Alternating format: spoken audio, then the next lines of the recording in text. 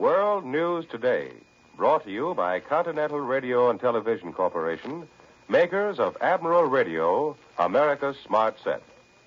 By shortwave broadcast, direct from important overseas stations, as well as the leading news centers of our own country, CBS correspondents are waiting to bring you a complete report from the world's political and battlefronts. But first, here's Doug Edwards. Field dispatches from the Tunisian front report that American troops have occupied the town of Sened and are pushing on only 50 miles from the sea in the central sector.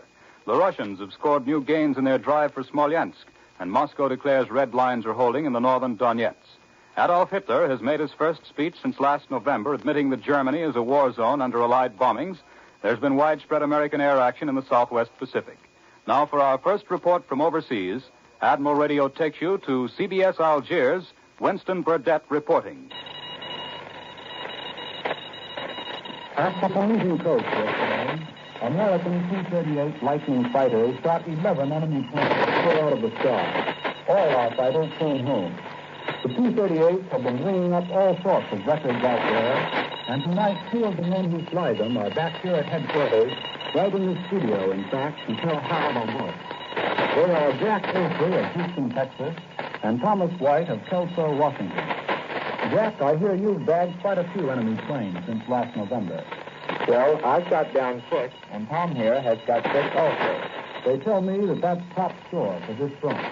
How do you like flying T-38? It's the best fighter plane around here. Why do you say that? Lots of firepower and speed. And I like the idea of having full engines with me out there. I'm that much sure of getting home. I had to fly back from Davies once with 268 holes in my plane and 1 engine gone.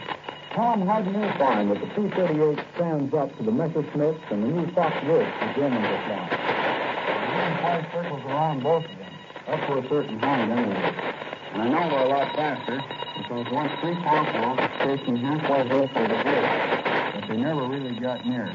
The only time the Messerschmitt can beat us on speed is when it's really down. And that's when you've got to be careful. So what do you do then?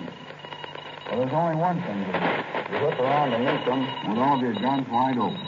And most of our work now is escorting bombers, so we don't go around looking for trouble. We wait until a guys attack, and then we fire and aim. Jack, and one of the 2 top scorers on the Tunisian front, what do you think of German pilots? Sometimes I think they're either very inexperienced or they've got a lot of guts. They're definitely good. And my impression is that the general run of German pilots has been getting better since we got here. But the point is this, we've been learning a lot too. When the war when we started. The Germans have put their best men and their best stuff against us. Right now, it's our side that's setting the pace. Thanks a lot, Jack, and Tom. This is Winston Burdett in North Africa, returning you to CBS in New York. The growing power of the Allied forces all along the Tunisian front is underlined in a message from the British Eighth Army's General Montgomery to General Eisenhower. Montgomery said his men look forward to joining forces with the Americans very shortly, and after that, said Montgomery, we will finish off the business very quickly between us. More news in just a moment, but first, here's Warren Sweeney with a word from Admiral Radio. What are we of the United Nations fighting for?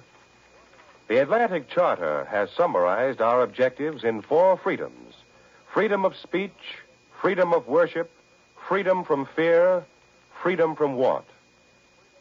Not for worldly profit nor territorial gain, but for such simple ideals as these have the American people, American industry, and the might of our armed forces joined hands to wage a relentless war. To this end and no other have we put on record our firm determination of fighting until the Axis surrenders unconditionally.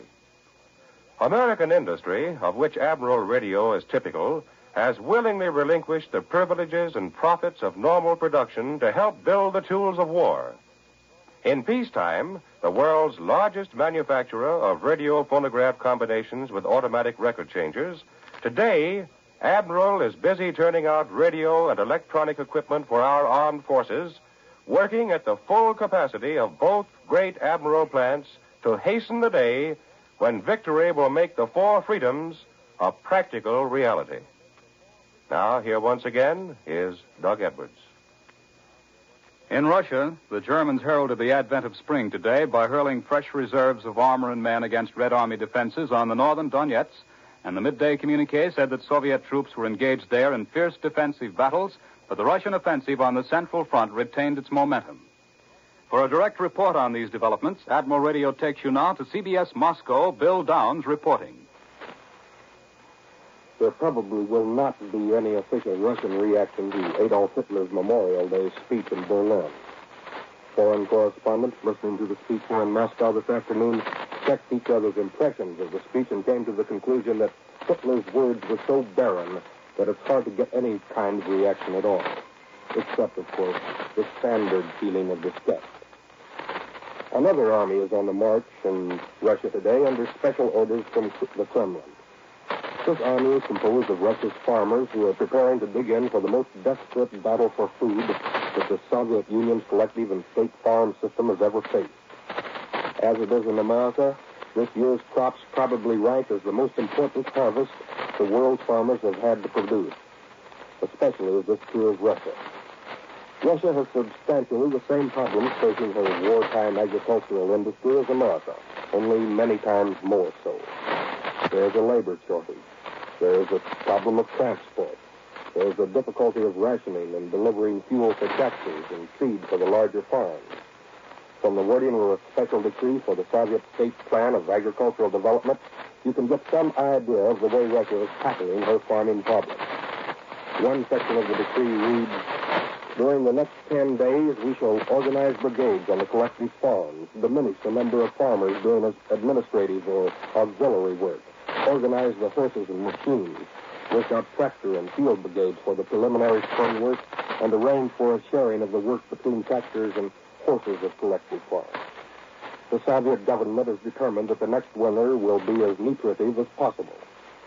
That is what is behind the note of urgency in the government agricultural decree.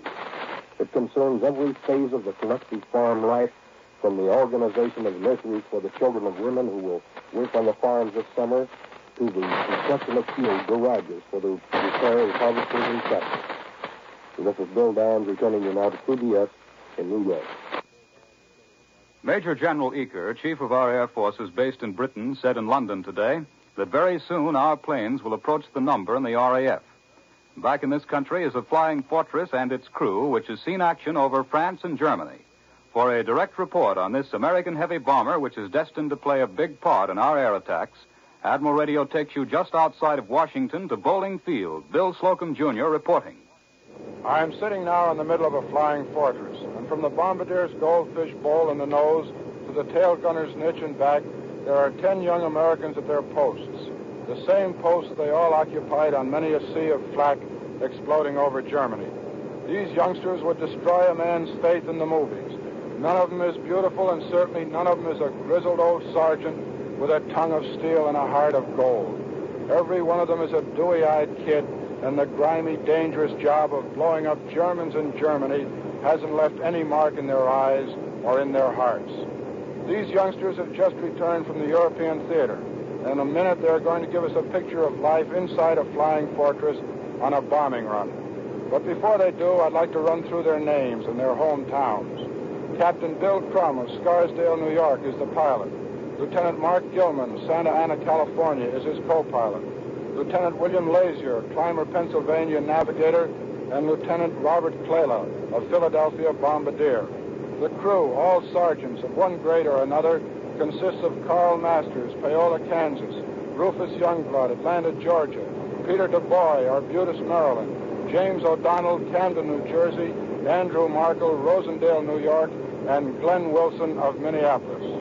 Most of them have been over Europe 11 times. 2 of the crew are still there. Sergeant Charles Wright of Rochester, Minneapolis, is getting over a slight wound, and Sergeant Harvey McNally of Attleboro, Massachusetts, couldn't return because of a minor stomach ailment. These boys participated in the first All-American Daylight Raid over Germany, and they'll reenact that pleasant chore for us today. Each one wears a throat microphone connected to an intercommunication system, and each wears a mask because of the high altitude these fortresses work. They left England early in the morning, and it's now almost noon, and Wilhelmshaven can't be far away. This plane was the first in an element of 3 bombers, and in all there were some 80 planes on the mission. All bombers, no fighter escort at all. Let's pick up Captain Krim and the crew on the intercommunication system. Keep on the ball, fellas, back there. Keep a constant shadow. Don't let those LEs sneak in on you. Remember what happens when you don't speed them. There's the one that hurts. Here they come. 3 enemy missiles, 1,200 yards out. 7 o'clock upper. Here they come, breaking under. 2 more, 5 o'clock upper. Watch them, O'Donnell. They're in under Marco now. Watch them break away at 9 o'clock. What's the left wing so I can get a shot? Up on the sun, 9 o'clock high. Can't see them. Youngblood, watch that sun. Here they come, off the left wing. Nice score. That other fight turned them away. Any flak coming up, tail gunner? Flak coming up behind and low, 2,000 yards behind. Getting closer, closer. Whoops! Up with us now. Little to the right, but too close for comfort. Just about ready to turn over the initial point. Be ready to open the bomb bays, Bob. We'll be turning in about 30 seconds, Crumb. Keep watching. A couple of minutes out of the target now. Remember, interphone communications silence for all except the navigator and the bombardier. They have to pick up that target. Bomb bay doors open. Roger. See that inlet, Bob? That one's just ahead. The one curving over to the left. See those 2 large buildings? Right to the left of that is a target. See it, Bob? Yeah, there it is, the Wilhelmshaven docks. I see the building. Right to the left of them. Just a minute. Yes, I see it now. Right, I got it. Just a second, Crumb. On course. Follow the PDI. We're on the run, Gilman. Are they getting to us with that ack-ack? Yeah, the black person out there to the right. Mighty heavy and getting closer. Their altitude's right with us. They're off in deflection, though. A lot of pursuit. They're waiting out there, outside the flak belt. Be ready for them, gunners. Keep on your toes. Getting closer, Crumb. A few more seconds now. That's fine. Hold her steady. Steady. There they go. Bombs away. That, then, is a picture of life inside a flying fortress. 10 men on a dangerous mission, everyone knowing that he can lose the life of the other 9 if he makes a mistake. And you might have noticed there was a complete lack of that rear gunner to pilot, pilot to rear gunner, come in rear gunner nonsense. The boys say if they took that much time for formalities, they'd all be murdered, which will give you an idea of the teamwork that goes into one of these bombing missions. It certainly is a man's work, but nobody can do it but a boy. I'll return you now to CBS in New York and Doug Edwards. Admiral Radio takes you to CBS Australia. George Murad reporting. Hello, Cisco.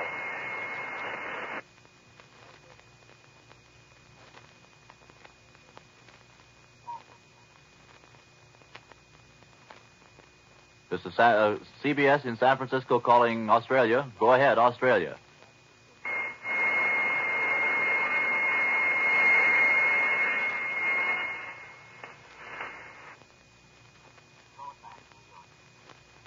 We regret that we are unable to contact George Murad in Australia. We return you now to CBS in New York.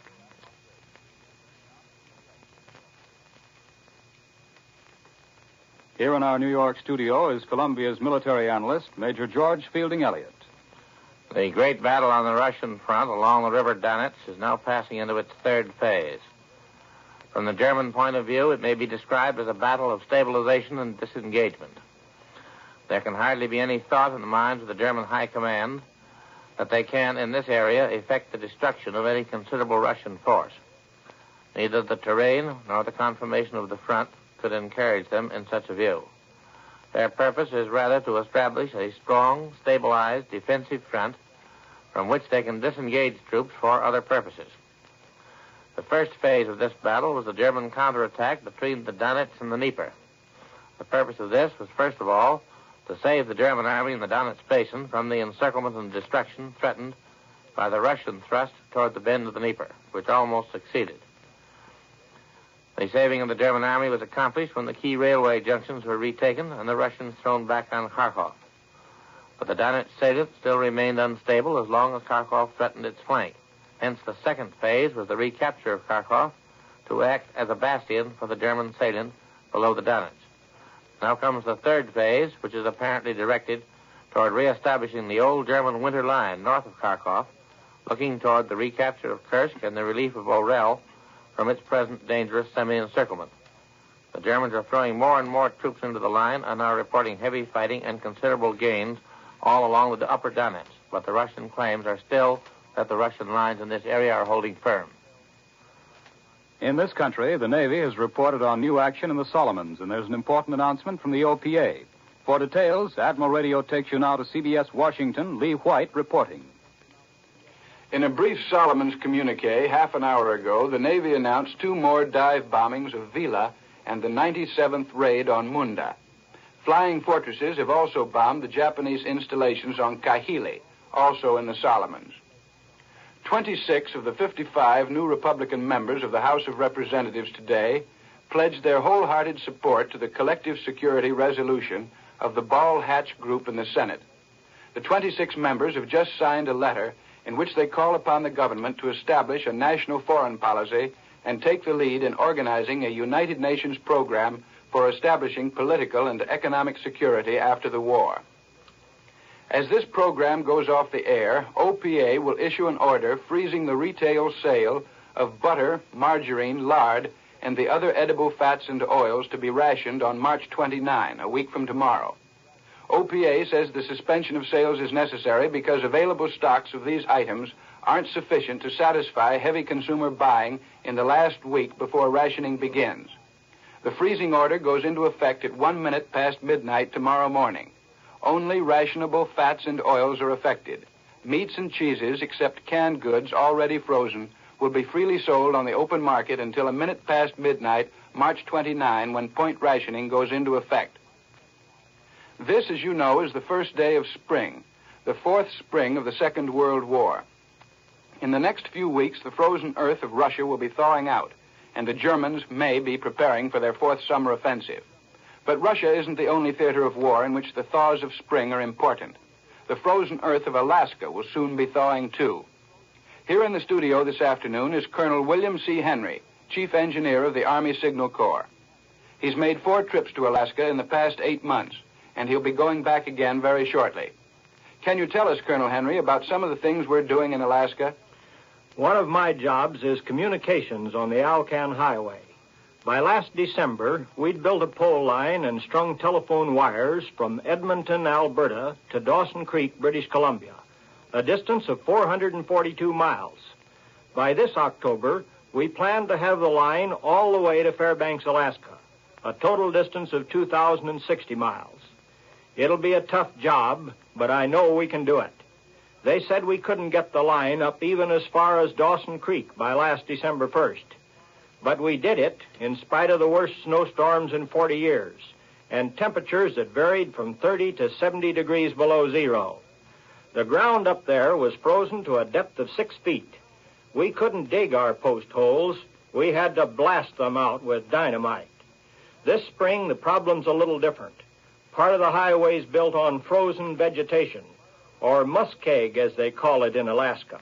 And when it thaws out, the highway will begin to slip, and the Corps of Engineers will have to shore it up and fill it in with logs and gravel.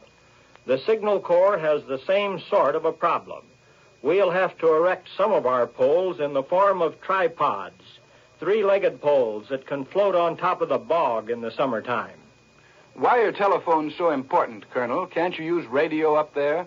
We are using radio right now. We'd be lost without it. But there are all sorts of magnetic disturbances that far north. The northern lights, for example, which interfere with radio reception. And anyhow, we couldn't spare enough radio frequencies for all the uses to which telephones are being put. The Transportation Corps has established a series of rest camps or dispatch points, one every 100 miles, and they all have to be in constant communication. It's planned for truck drivers to drive 200 miles a day, 100 miles each way, and spend each night in the same rest camp. In the morning, they'll take a loaded truck 100 miles up the line and bring an empty one back in the evening. One of the errors in the operation of the Burma Road was that the same drivers would take a truck all the way from Rangoon to Kunming. He'd never get to know the road, and as a result, there was a high percentage of accidents. How much stuff are we sending over our Burma Road to Alaska, Colonel? The details, of course, are a military secret, but it's safe to say that several hundred trucks a day will soon be coming over the highway. Do you look for any important military developments in Alaska this coming summer? I think we'd better keep the Japanese guessing about our plans up there, but they'll have plenty of surprises coming soon. Thank you, Colonel William C. Henry of the Army Signal Corps. Now back to CBS New York and Doug Edwards. At 4 p.m. Eastern Wartime, Prime Minister Churchill will be heard over the Columbia Broadcasting System. His speech, following Hitler's talk this morning, is eagerly awaited in Britain. Admiral Radio takes you now to CBS London. John Daly reporting. Hitler's speech of this afternoon is called peculiar here in London, and the impression is that it cannot but have a depressing effect on the German people. Hitler said practically nothing other than that German soldiers in Russia would soon get some leave. His figure of 542,000 Germans killed since the war started is considered so ridiculous that even the German people will see it as a palpable lie. Also, London noted the usual lack of bombast and martial music. Much more importance is attached here to the announcement made after Hitler spoke, the announcement that he was accompanied by Goering and the 3 German military commanders-in-chief. London considers this to mean that Hitler has given over command of the German armies to Keitel, and that Goering has had to give over command of the Luftwaffe to Milch. The general reaction among the British people to Hitler's speech was best described to me by one young English woman who has probably seen too much of Americans lately. Said she, "Oh, phooey." At 9 o'clock tonight, London time, as Doug Edwards has told you, Prime Minister Churchill will make his 15th broadcast of the war. Mr. Churchill is expected to talk for nearly an hour, and it's felt that he will give some direction to all the discussions on post-war planning that have developed in the last few weeks, at least as far as the British are concerned.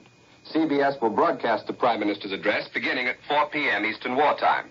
The Prime Minister today sent a message of congratulations to the U.S. commanders on the effectiveness of last Thursday's American daylight raid on the important Nazi U-boat center at Wagesack near Bremen. Young Americans in the RAF have made a great reputation for themselves as gallant companions in arms and as possessors of a large sense of humor. It is the tradition in the RAF that if a member is shot down over enemy territory, his belongings, saving only a few of the most intimate and personal things which go to his family, are split up among the rest of the squadron. One young American from California was recently shot down over France, and the tradition had its way. 2 weeks passed, and a card from a prisoner of war camp in Germany arrived at his squadron's base. It was addressed to the entire squadron, and all it said was, "You so-and-sos put my clothes back." We return you now to CBS New York and Doug Edwards. And now here is a message from our sponsor. We Americans are willing to make any sacrifice if we know that it will help win the war. As yet, these sacrifices haven't caused us any real hardship. For instance, it's almost impossible to buy a new radio, but your present set will last for the duration if you take one simple precaution. Have your Admiral dealer check it twice a year regularly. A simple precaution, yes, but not one to be neglected. For regular checkups give your Admiral dealer a chance to anticipate and stop trouble. If your Admiral dealer discovers some vital part will need replacement in the near future, he'll order one immediately and probably have it in time so you won't miss a single broadcast. This is a valuable service in these days of shortages, one rendered by all Admiral dealers, trained experts who have the backing of the Admiral organization. Call your Admiral dealer. Ask him to check your radio twice a year regularly. You'll be glad you did. Uncle Sam is appealing to American women for aid, real practical aid. He needs 5 million more women in war jobs by the end of 1943. He'll train applicants free, place them at no cost at work that pays well. Any job, either in a war plant or in an industry producing the essentials of civilian life, is a war job. Your being in such work does not affect the draft status of your husband in any way. So please, visit your local office of the United States Employment Service at once and find the job you can do that will help win the war.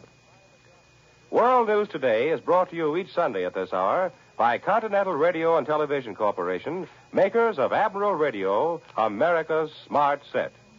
Be sure to listen again next Sunday when Admiral brings you World News Today by shortwave, direct from the leading news centers of the world. This is the Columbia Broadcasting System. WBBM, Chicago.